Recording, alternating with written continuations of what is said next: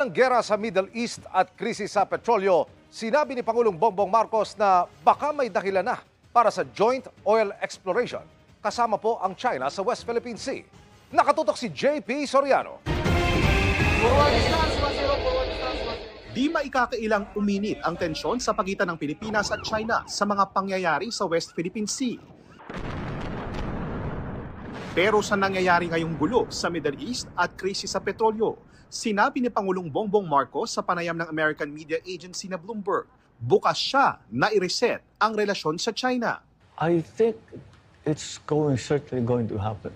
I don't think that's something that that is like an option. It's happening now. There's going to be a very, very serious restructuring. They will have a lasting effect. And there will have to be a new normal. Sa gitna ng walang prenong pagtaas ng presyo ng krudo, tinanong ang Pangulo kung bukas siya sa isang joint oil and gas exploration kasama ang China. Kahit sa pinagtatalo ng teritoryo gaya ng West Philippine Sea. Sagot ng Pangulo, baka raw ngayon merong dahilan para gawin na ito. Something that we've been talking about for a great deal.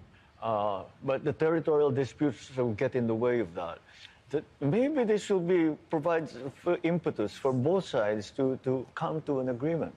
Punto ng Pangulo, hiwalay naman daw ang kalakalan ng dalawang bansa sa away nito sa teritoryo. We've always tried to differentiate the territorial disputes from our trade arrangements. Many investments still of the big programs here of the government are coming from China.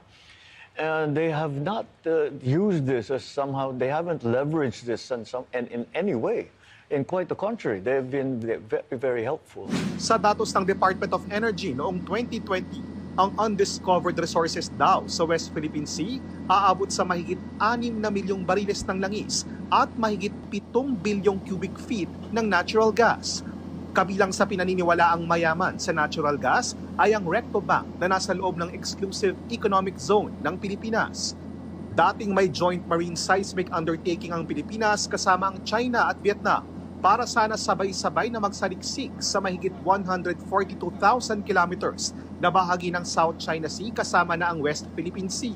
Pero ipinawalang bisa ito ng Korte Suprema noong 2023. Labag daw kasi ito sa konstitusyon dahil pinapayagan ng kasunduan na makilahok sa pag-explore ng likas na yaman ng Pilipinas ang mga kumpanyang 100% foreign-owned.